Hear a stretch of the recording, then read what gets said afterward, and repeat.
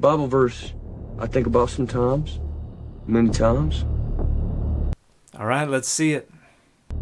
It goes, "Then I heard the voice of the Lord saying, Whom shall I send?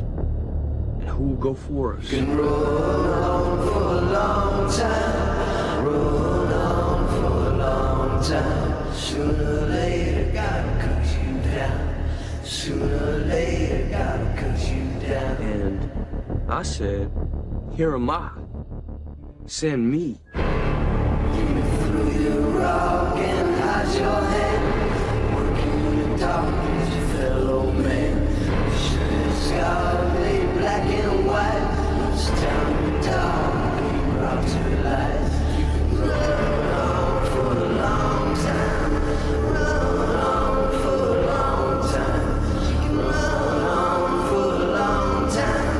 Sooner or later, gotta cut you down. Sooner or later, gotta cut you down. So there's an awful lot going on in this video, and I want to discuss four main things. First, we have the quotation of Isaiah 6, Isaiah's prophetic call, and here it is being leveraged to authorize and to rationalize and to romanticize the Department of Homeland Security's abuses of, brutalizations of, and illegal violations of the human and the constitutional rights of not just undocumented immigrants, but also asylum seekers, legal immigrants, as well as even U.S. citizens. And that quote is coming from a 2014 movie called Fury, where a character named Boyd Bible Swan is telling the other World War II soldiers in this tank with him about to face a battle where they are surely going to die, that they're engaged in a righteous act in fighting against fascism. And he brings up Isaiah 6 to suggest that he has been called by God to go fight fascists, to go fight Nazis. We also have audio of the Black Rebel Motorcycle Club's cover of a song that is usually called God's Gonna Cut You Down, but it also goes by Run On for a Long Time, a song most famously recorded by Johnny Cash. And then in terms of imagery, we have a bunch of dark night vision-esque imagery showing Kristi Noem and the Department of Homeland Security in helicopters patrolling the border, ostensibly on the lookout for violent criminals. So let's talk one by one about all the problems with this audio and this imagery. First, we're quoting Isaiah 6. What is Isaiah's call? Well, here's the text of Isaiah 6, 9 and 10. "And he said, Go and say to this people, keep listening but do not comprehend, keep looking but do not understand. Make the mind of this people dull and stop their ears and shut their eyes so that they may not look with their eyes and listen with their ears and comprehend with their minds and turn and be healed." That's an odd message to give to the prophet Isaiah. It's basically saying, go preach to this people that you don't want them to listen to your preaching. It's kind of similar to when God told Moses, go tell Pharaoh, let my people go, and I'm going to make sure Pharaoh doesn't listen to you. And the reason for this messaging is because this is an ex eventu prophecy. This is being written well after the consequences about which the prophet is warning. And the point is to make it seem like the prophetic call is already aware of what's going to happen in the future. The prophet's message is not going to work. And so they're writing that knowledge of the message not working directly into the prophecy. So what was Isaiah trying to get the people to do? A number of things. And one of the central things was to stop worshiping the gods of other nations. And another major thing was the prophetic critique. It was social and cosmic justice. You see this all throughout Isaiah. We can start in Isaiah 1, verses 16 and 17. Wash yourselves, make yourselves clean, remove your evil deeds from before my eyes. Cease to do evil, learn to do good, seek justice, rescue the oppressed, defend the orphan, plead for the widow. The oppressed, the orphan, the widow, the poor, the foreigner. These were all the canary in the coal mine of social and cosmic justice. Social balance, order, justice was a reflection of cosmic balance, order, justice. If one was out of whack, the other was out of whack. And so what Isaiah is saying is that things are too unequal. You are not meeting the needs of the oppressed, the orphan, the widow. You are abusing them. You are taking advantage of them. You are engaged in the public-facing displays of piety while behind everybody's back you are trampling on the poor and the orphan and the widow to advance your own interests. And the prophetic critique is precisely that. The public performance of those displays of piety becomes sinful when you undermine the entire purpose of the law. And according to the prophetic critique, the purpose of the law is to generate a righteous, a just, an equitable society where everybody has what they need. Now, obviously, there are still poor and oppressed and widows and orphans and foreigners, but as long as they have what they need, then there is balance, and you have social and cosmic order and balance and justice. And we can go on in chapter 1. Your princes are rebels and companions of thieves. Everyone loves a bribe and runs after gifts. They do not defend the orphan, and the widow's cause does not come before them. In Isaiah 5, woe to those who join house to house, who add field to field, until there is room for no one, and you are left to live alone in the midst of the land. This is about land consolidation. This is about the wealthy taking advantage of the economy, of the legal system, of the religious system, in order to advance their own interests over and against the interests of the poor and the orphan and the widow and the needy and the foreigner. And we can go on. Woe to those who are wise in their own eyes and shrewd in their own sight. Woe to those who are heroes in drinking wine and valiant at mixing drink, who acquit the guilty for a bribe and deprive the innocent of their rights. The Lord enters into judgment with the elders and princes of his people. It is you who have devoured the vineyard. The spoil of the poor is in your houses. What do you mean by crushing my people, by grinding the face of the poor, says the Lord God of hosts. And then in Isaiah 16, give counsel, grant justice, make your shade like night at the height of noon, hide the outcasts, do not betray the fugitive, let the outcasts of Moab settle among you, be a refuge to them from the destroyer.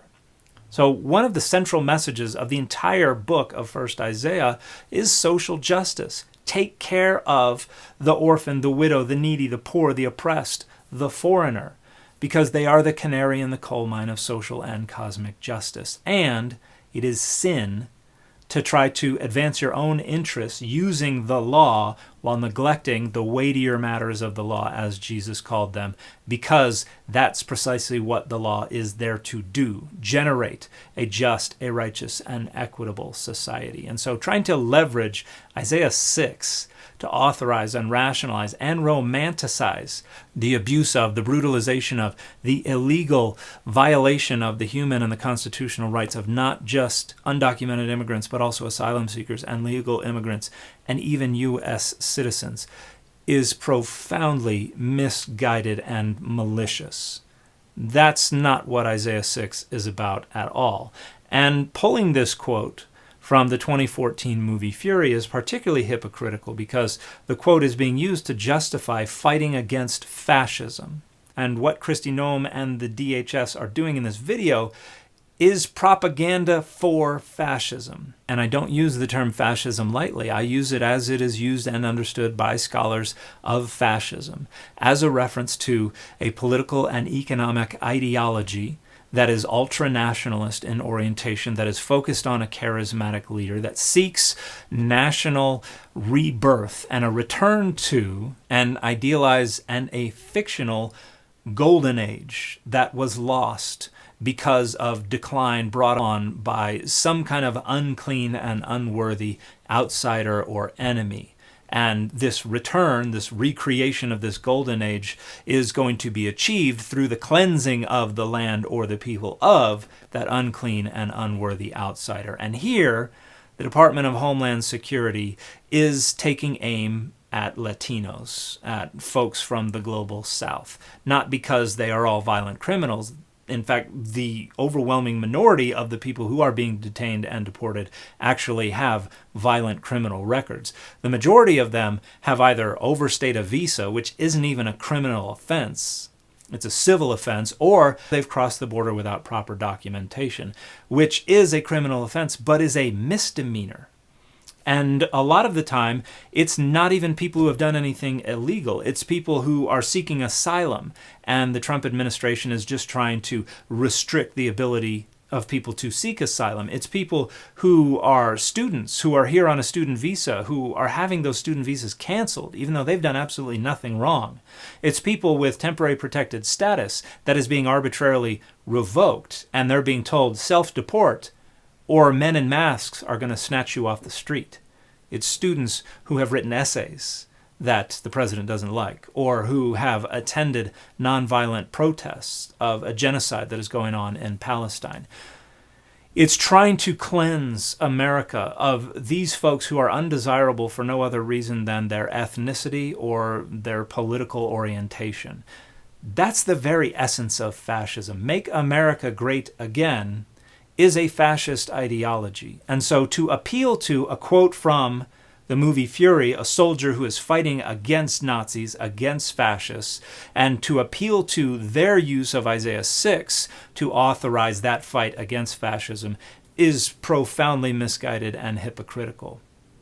And that brings us to the song, God's Gonna Cut You Down, most famously recorded, in my opinion, by Johnny Cash, who also was no fan of fascists and was no fan of the dehumanization and the abusing of undocumented immigrants. And if you want evidence of that, you can go check out the Highwaymen song, Deportee, or the interview that the Highwaymen did where they were asked what's wrong with the United States of America right now. And particularly check out Johnny Cash's and Chris Christopherson's answers. So the appeal to that song is also misguided and hypocritical. And also the lyrics are not about sending the military to Home Depot to snatch somebody's dad off the street because he overstayed a visa.